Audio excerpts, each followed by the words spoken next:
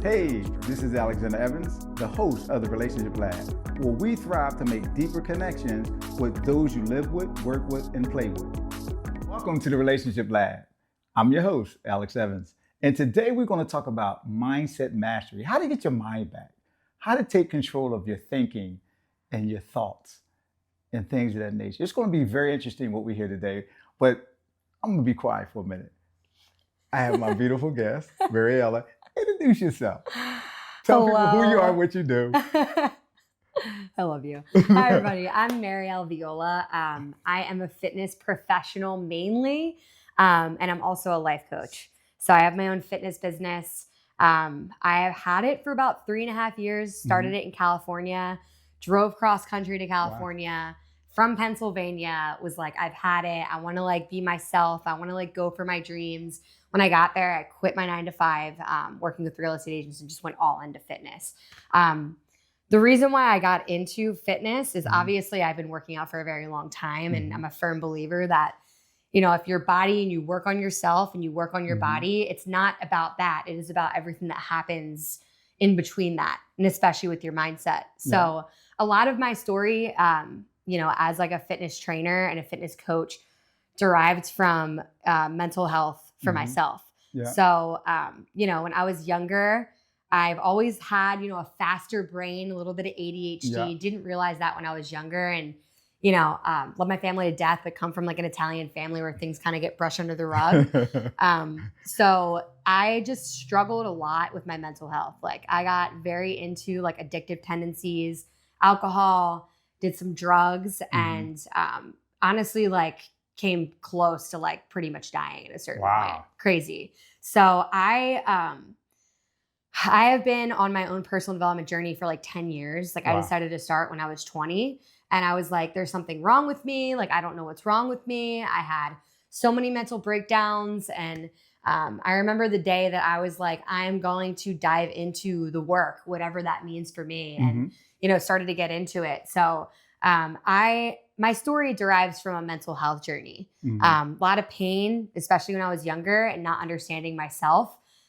So just kind of getting to a point where instead of pointing my fingers at other people, I pointed them back at myself and looked in the mirror and got very honest with myself. So from that day, when I went into fitness, I was like, this is the reason why I'm going into fitness. It's physical body is great. Your health is amazing. It's great to work on your health, but your mental health is literally where it starts. And that can start in so many ways for people. So that's just how I got into it. And, of course, when I feel like I got to the other side, even though it's always going to be a work in progress and you're always growing, I was like, it's time for me to, help people with their mindset. And it's still kind of a taboo topic. So, yeah. Yeah, that's crazy. And we met at the gym. Yes, we did. Yes, we did. And we kicked the vibe pretty strong. So, it's interesting because a lot of gym, or I wouldn't even say you guys are I don't want to say part, but a lot you have to deal with when you're trying to change people's physiological makeup has a lot to do with their mind, right? And help me, explain to the people, I have my thoughts and I'll share with them, help people understand what are some of the hurdles that when someone comes into the gym in this aspect, what they're dealing with from a psychological perspective, even though they want to work on their fitness, but you're competing against a thought, an idea, image, comparison, etc. Help people understand how you're able to overcome those hurdles to get people on that physical fitness track, but also that mental and psychological and emotional healthiness. Yeah, it's a loaded question, but I mean, I'm a firm believer in everyone's got to go back to what's blocking you. Yeah. And also in society, it still circulates where it's here's the fast fix, here's the fast fix, here's Ozempic, here is this new juice cleanse you can do, just all of that. But it's not about how fast you can get there, and it depends how much the goal is. If you're trying to lose a good amount of weight, then you have to you just have to start small. And that's in everything that you do. Yeah. And you have to build habits and you have to compound and celebrate those. But I find that a lot of people block themselves and a lot of people get in their heads, and most of our thoughts, and I'm sure are don't quote me here, but I know it's in the 80% range, negative. Yeah. So you have to like actually work at trying to be positive and unraveling things that aren't true, that you might tell yourself are true, like that you identify with. Like, you know, if there's something that you're coming into the gym for and you're like, I'm trying to like, you know, I'm trying to make my body better. I want to look lean. Like that's what a lot of people say. And if I can get to the why behind why you're trying to do that, usually it's not anything to do with like the physical appearance. It's usually something that they've gone through or something, you know, a loss they've had, like whatever it is. And we can kind of like get vulnerable with ourselves, look ourselves in the mirror and be able to kind of put in the correct habits for them and then reverse engineer and try to get to like whatever that goal is, you know? Yeah, it's interesting, Rihanna, and I'm gonna quote Rihanna here. Because our mind is a battlefield, right? And we battle all these thoughts. And the song is Monsters, her and Eminem, by the way. And you know, it's interesting. I love the lyrics, and I'll get the Linkin Park in a few, but because he got some great lyrics too. She says, "I'm friends with the monsters that's under my bed, along with the voices inside of my head. You trying to save me? Stop holding your breath. And you say I'm crazy, and you say I'm crazy." But that's not fair. Later on, she said that's not fair. So one of the things that you always battle in those voices, and how do you help people quiet the noise? Like, I'm going on a wedding, or it's summertime, it's a beach, it's situational, right? It's never about their body, it's what they getting in shape for. And you're fighting or helping them get in shape in their mind. You know what I'm saying? So how do you help unravel the voices in their head to get them to think about, is this the real you? Are you doing it for you intrinsically or extrinsically because of external things? Oh my God, it's such a great question. You got to get to the root again of what it is. And depending on what that root is, you can kind of prescribe certain things that will help them cope. So let's just play a character. Let's say like Sally comes to me and has like a ton of anxiety. And this is a lot of people that I work with. I primarily work with women and, you know, you can have like the true, because anxiety is a huge topic now. I think everybody thinks that they have it, but there's like environmental anxiety and there's like acute anxiety where maybe like, you know, it's kind of a smoke alarm. And it's like, well, why do you have anxiety? What is the smoke alarm and how can you, you know, start to ingrain habits? So for example, like, I think that like people think certain topics are like woo woo, woo woo. And like meditation is such an incredible practice. I am somebody that was told you are anxious. Like you just are, you have a panic disorder when I was younger. But like, listen, I had some childhood trauma to get through. Like I had some stuff to like sift through. Like my nervous system would jack up. I mean, I have a little bit of ADHD. So like when I would like do things like drink alcohol on top of that and then, you know, be hanging out with the wrong people and be blasting, like it's just my nervous system was jacked up. So how do you bring that down? So something that I like to prescribe to people a lot is like meditation. And I always find that people are like, well, I'm not good at meditation. I'm not good at that. Like I'm not good at like quieting my mind. I can't not think about anything, but that's not what it's supposed to be about. It's just supposed to be about breathing. And when you breathe, it brings your nervous system back down and you can think more logically and, you know, you'll be able to kind of come from like a calmer place. So something, for example, like meditation is great. Nutrition, huge factor. Brain and body are the same. You know, they work in tandem, your mind and your body. And if you eat well, you start to like ingrain small habits of maybe today I'll eat like an orange. Maybe I'll just put some fruit as my snack. Like it'll make you feel better in your head. So it depends on like who, but usually things like nutrition, meditation, like I'll always try to like coach people on like, you know, here are some things that you can do. Here are some tools that will bring you back to like a baseline. Yeah. What are those triggers when, you know, like you said, people think certain content is woo woo, right? So what are some of the triggers? It's interesting. Now I'll add this anecdote in. So during COVID, right? A lot of people, it was a checkup, right? And what people had to do was, as things slowed down outside, things slowed down in their head. Things slowed down because the distractions went away of Mhm. entertainment and et cetera, work and life itself. Mhm. But when everything slowed down, the voices in their head that was quiet got louder. Mhm. And then they found out that, hey, I wasn't really doing a health checkup on my emotional, psychological, physical, or relational health, right? How did you help an individual transition through that period? Not blaming COVID because it was upper respiratory, cardiovascular. That's why I told guys you got to do Totally. cardio work, man. Totally. Yes, I hear you. I would hear you in the gym. I would like walk in Lifetime and just hear this guy like, "Hey, you want to hear the salad I'm eating today? And you want to know the why behind it?" I was like, I love this guy. Yeah. But how Um, did you help people with that? Because meditation was one of those things. And did you find that during the pandemic, there was a greater deal of anxiety when it came to people emotional, psychological, and relational health with those they live with, work with, and socialize with? Yeah.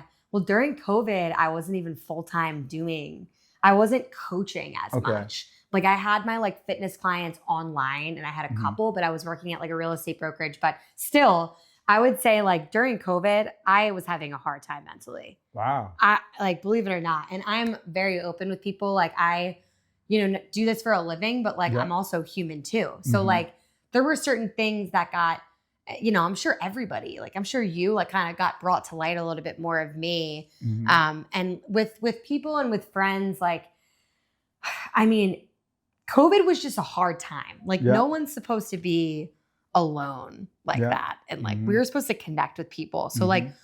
of course people were feeling that way, but let's say like after when like the doors kind of opened back up, like it was still COVID time, but we Yeah. weren't like, locked in our houses. I was just like going on my Instagram and I was just like kind of trying to motivate people. Like, Okay. hey, like let's look within. Like if you have anxiety about something, like let's just try to let's try to work through it. So COVID, like it was an interesting time for me. And like I'm a firm believer in like if you can't show up like for yourself, then like how are you Yeah. going to show up for people? So for me, I wasn't even really in like the space myself to like show up for like I was kind of skating. Like, I was fitness training my clients, but I was dialing back a little bit on coaching and coaching myself a little bit. Yeah. So not the greatest answer on earth, but like I was kind of struggling a little bit through COVID too. It's interesting. I know we also address like sometimes people get stagnant, and one of the things I do in the gym is I never have anything in my ears, right? Because I want to get quiet in loud spaces Mm-hmm. so I can control the thoughts and the voices that's in my head from my surrounding places. Mm-hmm. And it brings you to a place of serenity. Oh, I can't even get the word out. Serenity. I can't even get the word out. Surrendering. Can't even get the word out. I'm tongue tied on the show. But one of the things it does is that's when I'm at my most creative, right? And I tell people if you just can quiet the noise and control the thoughts that happens, then you have more mindset mastery. In today's culture, right? Because you Mhm. work out with a lot of people Mm-hmm. and you train people and you converse with individuals. How has they view themselves from a self-worth perspective impact their anxiety, impacts who they are, the image of their person? I think that's what will give a person anxiety and will bring that person to more like I think that if you don't work on yourself Yeah, and you ignore and you distract, which is very easy nowadays, very easy. And I think that we all do it and we have to like work at trying to actually find peace and not distract ourselves. But if you don't look, if you don't look inside and you just push it away, like it's just going to lead to more and more mental health issues and mindset issues. So let me ask you, so how do Yeah. you help? Because I'm sure you work out with people who are attractive aesthetically Yeah. and physically fit. Yeah. How do you help people who, as the world see them in that two-dimensional lens, don't base their identity on that? How do I help them? Well, she looks good, that means she's good. She's in good shape, that means she's feel good about her shape. I see. How do I help those people not identify with their physical looks? Yeah. I mean, I feel like, and I hate like saying this about myself. I don't know. I hate drawing it to myself, but like Yeah. I am very like, I am myself, Yeah. you know, like No around doubt. Yeah. people. Like Yeah. Yeah. what you see is what you get. Not everyone's ever going to like you. I'm just like, I show up as Marielle and like, Yeah. you know, I have a big personality. It's who I am.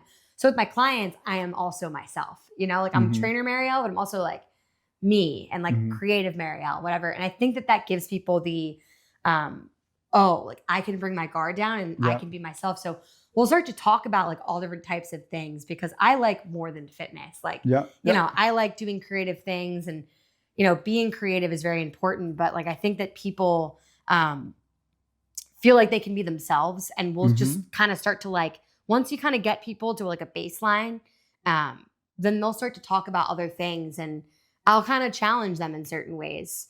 You know, like, oh, like, what else do you like to do? Like, what do you like to do? You know, and when people open up, when I have like long-term clients or just depending on the person, because not everyone does. Yeah. Like, and that's okay. You know, I'm not going to force them to. They will, you know, naturally start to ask questions. And I'll talk from my experience and then just, you know, my expertise of what I know to be helpful. Does that make sense? Yeah. Yeah. Now you're a mindset coach, Yeah. right? And it's interesting. And you're talking about mastering that aspect of it. What are some of the mental hurdles that, and I'll frame it this way contextually, Mm-hmm. in a high functioning environment where they're a high achiever? Because people think that people who have more resources at time are better equipped or they don't deal with the same kind of stresses with other people who don't have I'm gonna just use financial resources and access and opportunity. Mm-hmm. I mean, everybody has problems. Like, it's like if you learn about like what it is to be human, Yeah. like everybody goes through like similar things in different ways and in different lenses, and people come from different backgrounds. And I think that the ego is a very dangerous place. Yeah. And if we can try to get away from the ego, which is the part of our brain that's like trying to control everything and kind of in the masculine and like, oh, I got to do this and judgmental and judging, try to bring that down, which I think is through a lot of self-work and just awareness, then you'll come to like be able to see like the good in everybody, you know? And I think, you know, we were talking about this the other day in terms of like people like in relationships being like, oh, that person, like they got it all. Like I'm nervous to like, you know, approach that person or whatever that is. But I think that that's, again, an opportunity to look back and say, well, why does that trigger me? Yep. You know what I mean? Like a lot of what I'm going to say is like going back to yourself. Like if you're thinking that in terms of like if you're dating and you're like looking around and like the person intimidates you, then you have to ask yourself why. Like, do you not feel like you're worthy? And I know that's a big like buzzword right now. Like I feel like I hear that on a lot of podcasts, like worthiness, like you are worthy and stuff like that. And whenever I would hear that, like 7 years ago, I'm like, I'm worthy. Like I think I'm worthy. Like, and what does that actually mean? I mean, that sounds with saying you're worthy and with no definition or whatever. It just sounds. I'm gonna use this word. I don't know. I don't think it means that, vacuous, right? It doesn't feel like it has teeth in it, right? Yeah. Yes. Probably because people like suck the depth out of it. Maybe. I don't know. Everybody says it now, but what like I just think it's like confidence and like knowing of yourself, like being worthy of something. Like if you think that someone's like intimidating because, you know, you don't think you're good enough for that person because of their physical appearance. Yeah. But that has nothing to do. Even with me, people say that because I've lifted for a long time. So men, before I was in a here we go. Before I was in a relationship, it was like hard for me when I started my business. I noticed I was like, what the heck? Like people are like, will shy away from me if I said I started my own business and I like, you know, this sounds crazy, but like I have muscle and I have a big personality too. Yeah. So I would always get like, you're intimidating. And what that would just say to me from like a science standpoint is like, okay, well then I feel like this person's like not, you know, they are like, you know, maybe have like a confidence issue, with themselves. You know what I mean? Yeah, when women hear we're not going in a boxing ring, so that intimidation word. Yeah. So it's funny because I always, or do you hear the word independent? Would you hear the word independent? Yes. With that? Instead of, watch this, y'all, self-sufficient. Don't that sound a lot better? Yes. Yes. Because you don't have to do everything alone. We're not meant to, But yeah, like I just think that you just got to look back at yourself. Yeah. And I used to do that. Like before I even started my personal development with myself and before I like went into my business, like I still, when I was working through things, I would be so nervous to like, especially at the gym, because gym isn't a very interesting place, but that's a place I would frequently go, I would be like, oh, that guy's like, I don't know, like I'm nervous because he's good looking, and like that's all there is to the person, and there's so much more to everybody. Has social media, and it's crazy because social media today, a lot of stuff is really unhealthy. Yeah. There's some healthy stuff on there, but yes. Like, totally. So do you find yourself, I know I find myself when I'm talking to people, and people quote people, and I ask people, I said, I want to talk to you. And they go, you are talking to me. I'm like, nah, I'm talking to NBC. They said, I want to talk to you. Nah, I'm talking to your mom. Yes. I'm talking to your dad. I'm talking to your friends. And what society has said to a lot of people is, when you ask people what do they want to be when they grow up, they always pick people, places, or a thing. They never pick themselves.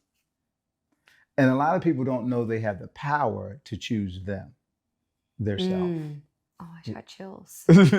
Right? And when you choose you, meaning not in an arrogant way, but when you choose to develop and self-identify with the attributes, as you said earlier, with the things you have intrinsically and innately, then you can chart your journey.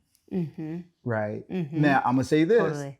Most of the time, when you choose yourself, a lot of other people have challenges when you self-identify with who you are. And being confident in yourself and your abilities, not in comparison with someone else. And when you say that, it's amazing how many other people say, how dare you? They don't say that. Ego. Yeah, but if you self-identify, or you, like you say, you confidence in the skin that you're in, and not in comparison with others, but the standards you have set for yourself, right? How does that look? How can we get people to do that introspection and say, like you say, self-worth? Unfortunately, and this isn't like a sexy answer, but I think some people really do have to hit like a bottom and a low. And of course, like that was my experience. But sometimes I think people like need a bit of like a wake up call or like something to happen like in their life to be able to be like, I want to change. Cause like scientifically, you're always trying to stay the same. Yeah. But the crazy thing is like, you're always growing. Like you just are. Like we're getting older every single year. Like the leaves are like, it's the same thing as like nature, right? But you really just have to like, sometimes I think a lot of people do have to like hit some sort of low. And a lot of clients that come to me usually are like, it's this whole thing that just happened and they're finally ready to like start, pouring into themselves.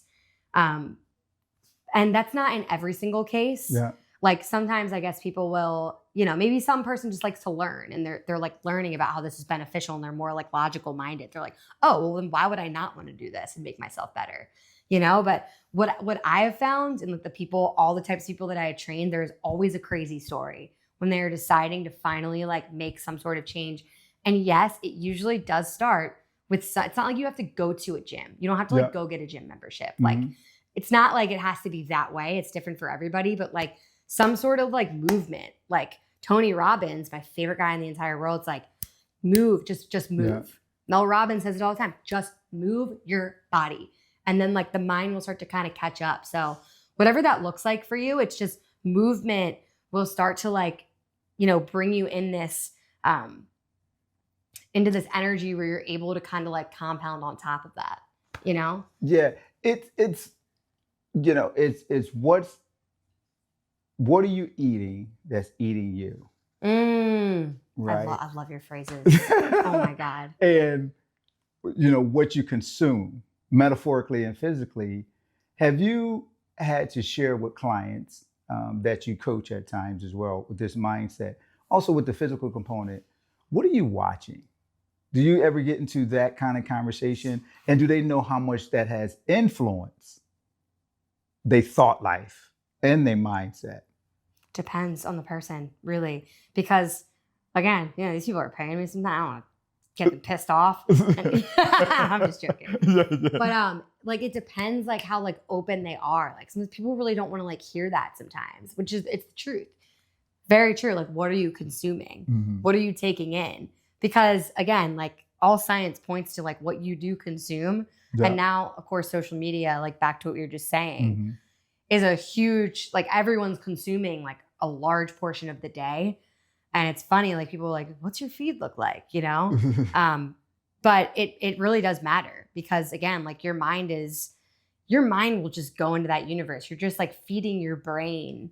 What are you feeding your brain? Whatever you feed your brain is what you're going to get out. Mm-hmm. It's like how you're going to start acting. It's how you're going to start viewing the world. It's how you're going to start, operating out of like your lens, which then we've talked about like the fixed versus like growth mindset. And we're going to jump into that. Totally. Yeah. It's interesting. So I eat a lot of salad. I eat a lot of greens. You do. It's roughage. I call it roughage. That's how we became friends. I was like, send me that salad. That's how I got his number. I got like a bunch of guys eating salad now. So in every culture, or I should say every culture, in every sector of society, everybody gets teased, right? Yeah. And then sometimes it's good teasing, and sometimes it's not. And people used to say to me, you eat like a bird. Now, I do say I fly like one, but I used to say you eat like a cow, but a cow don't eat like people eat. I was going to say, and a horse don't eat like, I said, but I'm laughing. I'm like, but you eat like a horse. And I was like, wait, a horse don't eat like that. Oh my God. I'm not going to name the animal that eats like they eat, but I'm not going to do that. Starts with a P, ends with a G. But anyway, pretty important guy. That's what it stands for. Yes. But a lot of times, when it comes to the fixed mindset and the things that you eat do have an impact on you. So now, since I changed and I never really ate crazy, but since I eat salad, I can't eat anything heavy at one time. And if I do, I feel the effects of it. And that's what we're going to jump into, that growth mindset. Once you start changing your mind, then it changes all the other things. You begin to change how you look, how you think. But more importantly is, how would you help someone or get somebody to identify, do they have a growth mindset or a fixed mindset? Because I think people probably don't know what that means. I think it's like all about like the language people use. Yeah. Like I can't, or, just words along that nature.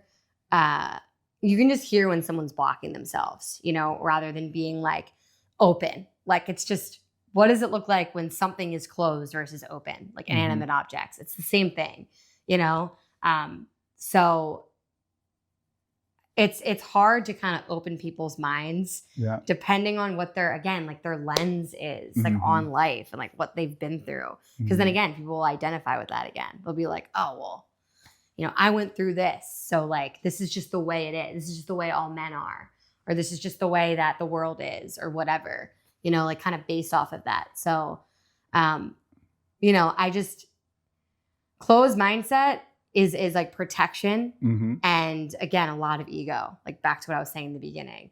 And then an open mindset is just like being able to be open to like different, just because someone has a different viewpoint than you, in whatever subject that is, you can still like learn and listen to that person and just be like, oh, okay. Like, you can maybe learn about them and why they think that. And like, it's like interesting, and I'm only saying that now because like I have, an open mindset now. but it's just like there's gonna be people that like defer from you, Yeah. like everywhere. Like we Yeah. all come from like different backgrounds, different races, everything. But like, you know, under like listening to like you can always learn from listening something, even if you don't agree with somebody. Yeah. You can always learn something and be able to maybe like apply that to a creative project or apply that to yourself, you know, and grow through that, right? Yeah, and one of the things is how can we build camaraderie and teamwork Mm. when it comes to these things? And too often, I believe that I always say you can talk about anything if you don't be right all the time. The problem is people want to be right all the time. And for me, I'm more interested in being effective than being right. And if I want to know about you, what I think doesn't really matter. I'm like tertiary or secondary. And your primary, if I want to get to know you better in that regard. Social media, I think, and listen, we're going to be on the social media platform, so we do want y'all to watch.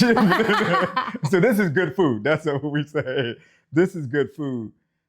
When you transition, because I like your story when you came from California, right? Yeah. Around San Diego? San Diego. It's nice I out miss there. it. It's nice out there. I love it out there. How would you describe regionally, how are the people a little different than San Diego as opposed to this East Coast Philadelphia corridor? I'm so glad you asked me that, being like a Philadelphia native. I know. And moving to the West Coast. Yeah. People are very open in the West Coast for sure. I mean, like depending on the subject, but like depending on the subject, but West Coast is very like, and I'm sure anyone that's like been to the West Coast or lived there like knows this. West Coast is very calm. It's less stress. You know, people, and it's easier to be less stressed there though, because there's like the ocean and like the mountains and like, you know, like when you're in a beautiful place like San Diego, it's just like kind of easy. It's easier, I guess. But you know, East Coast and especially the Northeast is like grind, fast, like everything's fast, just go. Like who gives a crap about how you feel? Like it doesn't matter. That's not everybody, but I'm saying generalization. And then West Coast is a little bit more like calm, like cool. How did a hard charging person like you, hyper person like you, East Coast person like you, Italian person like you, how did you? What was it like when you first went out there? They you know, in San Diego. I don't know if that's the first place you landed, but how you had to calibrate to help people, or did you? Like I was open before I went there. Okay. You know, like I did like so much work on myself. Okay. Before I went there, or else I would have been like, oh my gosh, like what the heck. But in terms of like calibrating to like that speed was very tough. But honestly, I personally liked it because I did feel a lot of stress still. I just feel like I kind of enjoyed life a little bit more. And like, again, it goes back to like the way that I think that people around you are out there. Yeah. Everybody says hi to you. Yeah. It's just like a slower pace of life. So I actually enjoyed that because of the work that I did on myself more than like being in this grind. And it was hard to move back home here for sure. Like I try to keep my California a little bit in me. And I do kind of like sometimes struggle with the like, you know, the intensity, but again, like being open, like I appreciate that people are like that here. People are very like hard workers here, you know, and I'm saying a lot of language generalizations, like, but these kind of are the generalizations people have West versus like the East Coast. So yeah, it's definitely like, it was a culture shock for sure. It was hard I found myself making friends with people that were from like the East Coast in the beginning, subconsciously, like very subconsciously, because I am fast, but a lot of people in California loved my energy. They're just like, wow. Yeah, I like, know. We need that energy. Like, because I'm, you know, so I feel like that's kind of why I was able to be, you know, when I first started, like kind of successful in my business without even knowing much about business, because I'm like, well, I got to go figure it out, you know, and like, I got to go grind. And I got that from like a lot of, you know, the fast pace here. Does that make sense? Yeah, it's interesting. I'm looking at this bullet point, and I think you hitting on it is one of the things with, you know, this mindset, right? And And mindset is when you got your mind set on something. I mean, that's why I got both of those words. Yeah. And I'll ask you to unpack like some of the scientific jargon behind it or context behind it. One of the things to self-regulate is learning how to establish healthy boundaries. And you're smiling. Okay. Do you let me ask this just on that point there, because I saw you smile.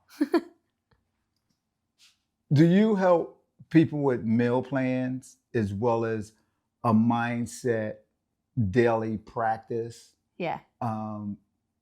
Go expound on that. Yeah, they go together. I won't not provide that for somebody like with training programs. Let's just say my virtual, because like a lot of my business is online. There are always going to be habits in your calendar based off of like what you tell me in our one-on-one when we're like just talking. Like they're going to be there, and I'm going to kind of expect you to do that. But yeah, they go together for sure. Yes. Now, do people come, and I guess you that accountability measure person with them. Mm-hmm. And I guess I can use this jargon, when they fall off the wagon. Yes, yeah, right? Totally. When they fall off the wagon, are they able to identify like what impetus, how they fell off the wagon? It was a trigger, or was I watched the movie, or I was frustrated, or somebody, ran by me in traffic. A lot of people do actually, because I ask like, in our one-on-one questions that like are very open, and with all my clients, I'm very open. Like I won't take on a person if I can't get to like a certain level with you. Because I'm like, I don't know if you're going to like change, and I need to be able to have like a vulnerable conversation with you. So I'll ask questions, and sometimes they'll even come to me on like a one-on-one, and even my in-person clients, and tell me why before I even ask, like why they fell off. But as a coach, it's up to me to be able to like give somebody something that like is repeatable and that they can actually do over and over again, because maybe that's too big for them. Like if it's too much of a shock for a person to start eating if they weigh 140 pounds, 145 pounds, they start eating 130 grams protein, like they're not even eating 30 grams protein a day. Like I'm not going to be like, all right, let's hit this goal, start eating 130 grams protein. Yeah. No, like it has to be like really small. Like, all right, like maybe get a chopstick, add a protein shake in. So you just got to like build on that stuff, and people do recognize why, like, but sometimes maybe not like the in-depth like triggers of like why they did it. But when it comes to food is very, very psychological. It is very psychologically tied, which is like wild, right? Like I feel like people are, no, it's not. No, it is. Because like if you get sad over something or whatever that is, you'll like go, and start to like mindlessly eat or whatever that is. And it's just the way you're coping. And it's like, well, how do you start to cope? How do we kind of bring that down and start to cope in like a better way, and use food maybe as something as more of like fuel. And still, hey, if you have a weekend, go treat yourself, like eat whatever you want on one day. It's fine. But, you just kind of have to help people kind of identify what those are without being like overly abrasive. Like you're not just going to be like, hey, this is the reason why to somebody if they're not like open to it. One of the things that I do is I have windows of time, right? So in this window, I do this activity. I love that. And that helps me keep my discipline, right? And it helps me plan out my life. And if something, now I'm flexible and all those things, but there are times that, in raising kids, I tell them, here's a window of time, and make sure that activity, and whatever that activity may be, it may be reading a book, it may be exercise, it may be meditation, it may be studying, it may be a variety of things, but that'll help kind of discipline you. And you don't have mindless activities where you do doom scroll. Totally. And you begin to lose perspective and time of that window that you need to do this certain kind of activity just to keep you calibrated. As we, begin to wrap up, when you, because you say you do mindset practices, what are some of the mindset exercises? We know the physical ones, right? What are some of the mindset exercises you help people with just to recalibrate and take their mind back, have them have more control of their mind. I love that. So as I said earlier, like meditation is Yeah. probably like number one for me, for most people. If we're not doing physical at all, everybody has a creative outlet. Yeah. Everybody. A lot of people say that they don't. I'm not creative. I can't draw. Like, I'm not like a videographer. Like, I can't sing. And they just like identify that as creativity. But everybody has a creative part of your brain. You're literally born that way.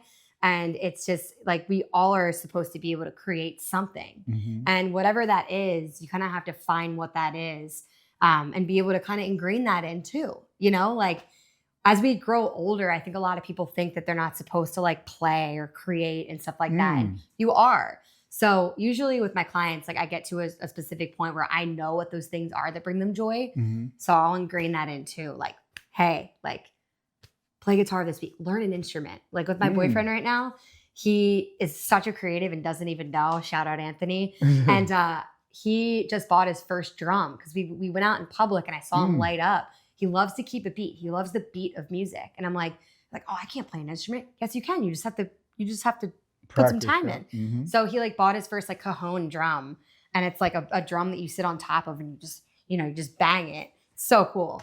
And he's gonna start doing something like that, to like kind of ingrain and a creative outlet really helps you learn a lot about yourself. Like art and creating and like doing stuff like that helps you learn. So depending on the person, if I can get to like what it is that they love, I'll ingrain that in and I'll always like be accountable. Same thing as a fitness program.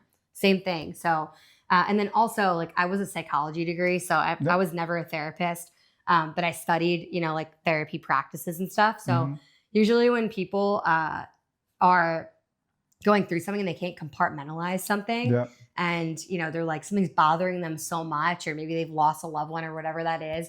And they throw everything under the carpet, which again, a lot of people do in day-to-day life, and especially my ethnicity, like throw it under the carpet.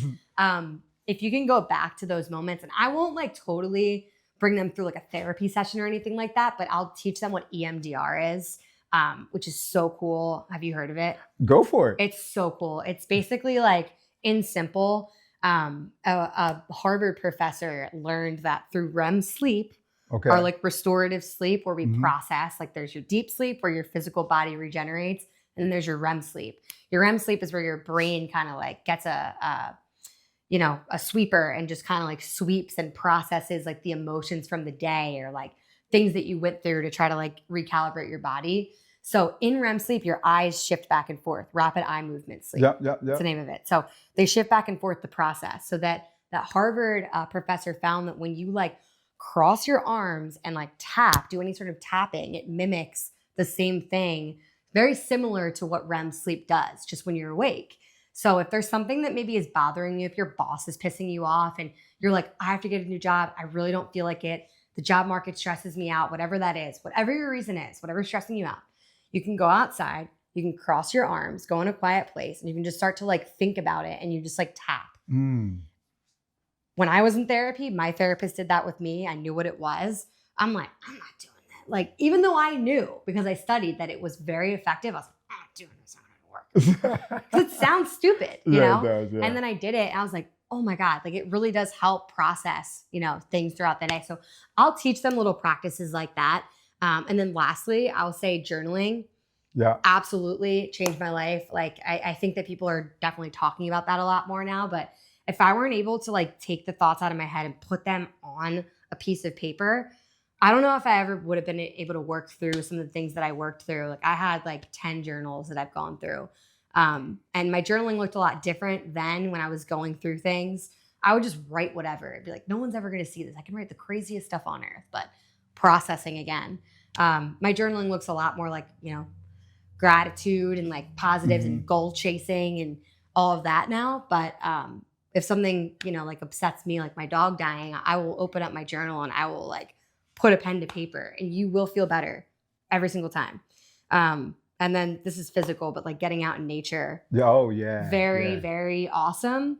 And just disconnecting, like turning your phone off and disconnecting in nature. Like I would say that's a very, very powerful way to kind of like understand yourself and like hear your own thoughts. So a whole range of those depending on the person, but those are like kind of my go-tos with people depending on what they tell me like the issue is, and it's really hard to get people to start doing those things. I'm gonna do the tapping when people are driving. So we won't have road rage. Yeah. Just take your hands off the wheel and just cross your arms. Let Jesus take the wheel. Yeah. So this has been beautiful, and this is mindset, how to take your mind back, how to recapture your thought life, and what are these practical things that we can do to help people when it comes to their thought life and their mindset. But more importantly is start questioning and I have filters. So some things I will not consume. Like so I love ice cream, but I just don't buy it. Right? Truth. So there are good alternatives though. Yeah, it is, but I try to stay away from it. But, I mean, I like oatmeal cookies. I mean, there's a lot of things that I like, but I just say I'm not going to buy it because I'll eat the whole bag, right? Yep. So it's not that these sweet tooth, if you want to call it that, these things go away, but how much you can control it. And I'm just using food as one of those things to really control it and not adhere to it, or don't go in environments when it comes to certain conversations. I always say, if you put boundaries on your conversation, your conduct, and your character, then that'll help you calibrate what content that comes into your purview and how you filter things. Because people got to ask themselves the question, am I eating healthy, metaphorically or physically? And what does that look like and sound like? So as we wrap up, give people some parting thoughts when it comes to, and I think you have described it, 3 practical things. If you don't have a good view of yourself, one, what should people do? What should people do if you don't have a good view of yourself? Yeah. I think you should go look in the mirror and be honest with yourself and say to yourself that you're going to try. I think that's the first step. Okay? Yeah. I think that you need to move your body. I don't think I know that you have to move your body. You just do in some way. You just do. If there's something that you're not confident about, whatever that is, again, going back to the first thing I said, look in the mirror, get honest with yourself about what that is. Because if you want to change something, you can. And sometimes I think that people don't think that they can change themselves. You totally can. So you just have to be able to pinpoint what that thing is and be able to then say, okay, I'm using this obviously because it's a very easy example for me. Like if it's a body thing, then get yourself to a point where you do feel good about it and you can reverse engineer that. If it's like you're having mental health struggles with anxiety, then we need to figure out how to turn the smoke alarm off and to bring your nervous system back down. If you are struggling with depression, which I really deeply resonate with because I have been there many times in my life, and we all go through ebbs and flows of some sort of depression depending on what it is. Any sort of sadness, you are in a stagnant energy. And again, we have to move. We have to change something. We have to figure out what is your purpose? Yeah. Maybe you're somebody that's in a corporate job and you've always wanted to be in a band. Yeah. We got to do that, So depending on what it is, you just got to pinpoint what the issue is and then be able to throw in those things like what I said, mental health issues, all those things I just said. Yeah. Physical, you need to start doing some sort of movement. Same with nutrition, and then kind of go from there and micro habit it. Yeah. It's great that you gave some people some good instructions. And I would say in conjunction to that as well, I would always ask 3 questions. Where am I? Who has influenced it? And what is the voice that I'm listening to? Right? And being able to pinpoint those things in that order will help you out tremendously. Hey, we appreciate you tuning in once again to the Relationship Lab. All things relationship. This one was, what's the relationship with your mind and how to get your mastery back of your mindset and get your thought back, right? The algorithm knows you better than you. So change it up and come back. We're going to bring her back for a series when it comes to this, and we appreciate her taking the time and lending her expertise to help people with their mindset, whether it's physiological, whether it's physical, emotional, or relational, because you can master your mindset when you take control of it back. But remember this, what you consume consumes you. So my thoughts and my advice, eat healthy. Thank you once again. Coming from Relationship Matters.